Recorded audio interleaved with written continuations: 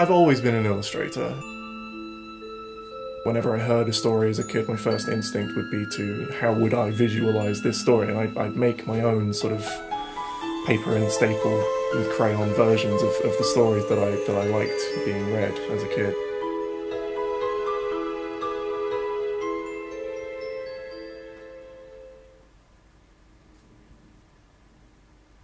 Children and adults think and experience things in a hugely different way. It's much easier to get through to a child if you talk to them on their level, and that's largely by using imagination.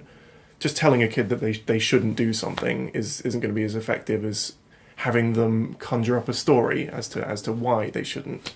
That's why a lot of sort of classic fairy tales and things have morals in them, because they're an effective way of getting that across to young children.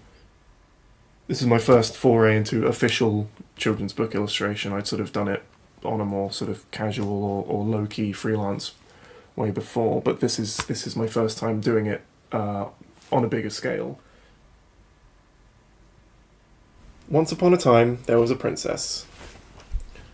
She loved to read, she loved to play outside with her friends, she loved school, she loved to ride her horses, she loved her loyal subjects, she loved her mum and dad, the king and queen, and she was loved by all in turn, for she was smart, beautiful, brave, honest, and kind.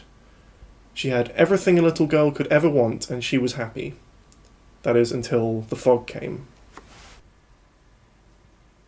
A princess is something that a lot of sort of young children, young girls especially, kind of aspire to be. It's the archetypical, role model for a lot of young readers. She's happy, she's very wealthy, she's obviously everyone loves her, everyone in the kingdom, but still she gets depression.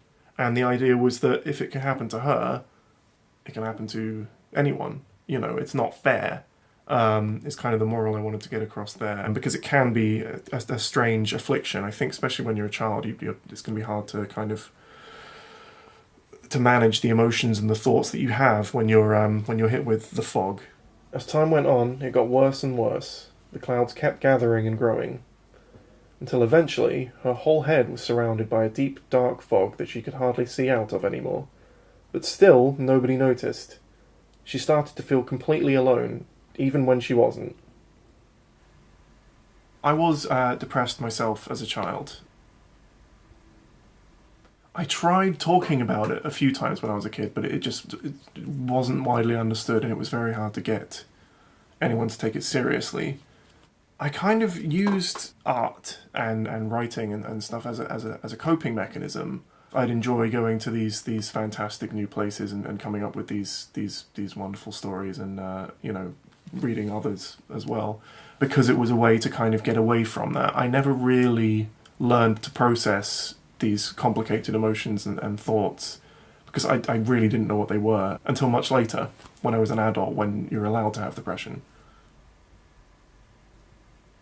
I never used the word depression. I never use words like therapy or medication or big scary adult words that are going to put kids off. It's all fog, and it's all sort of uses fairy tale tropes like adventurers and wizards and things like that. But kids will appreciate the sort of the real life connections that there are to real life treatments and the real life affliction. The best way to get in touch with your inner child is just to kind of go against what you think. If you imagine sort of your teacher when you were at school, imagine them telling you what you shouldn't do.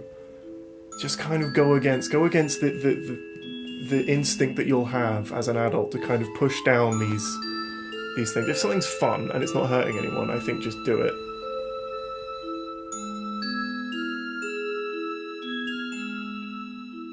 The evenings were darkening and the leaves were turning gold.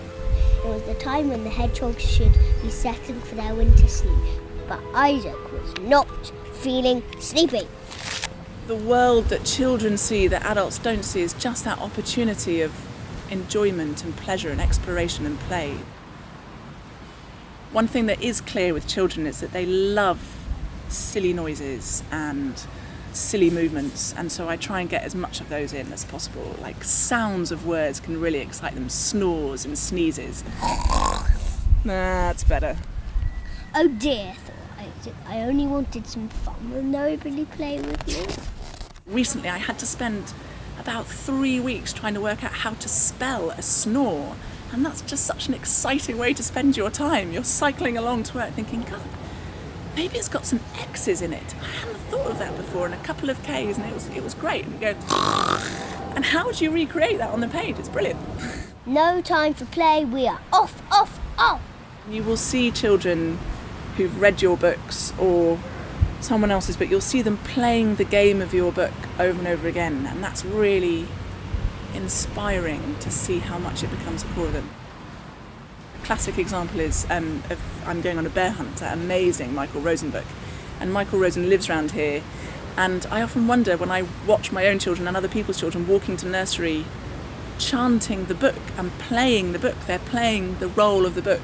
If he crosses their paths, and sort of, this was 20 years ago he wrote this book, and the children are still playing it, still exists in their imagination. It's as fresh to them as it must have been to him when he first wrote it. And I really hope that my books survive that test of time and that the same thing happens, but that is an absolute prime example of the power of them.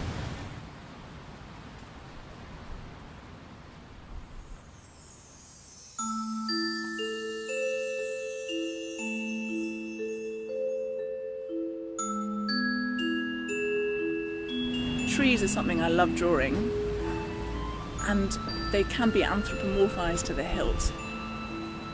It can be a tiny little shrimp of a shoot of a tree that's coming out the ground, like my avocado trees that we're growing at the moment, or it can be some massive, terrifying yew tree, like in the Patrick Ness book, A Monster Calls. It just depends what the story is, and what the story is, if you're feeling that story, when you're drawing by hand, it will come through into the drawing if you're really emotionally engaged with what emotion you're trying to represent.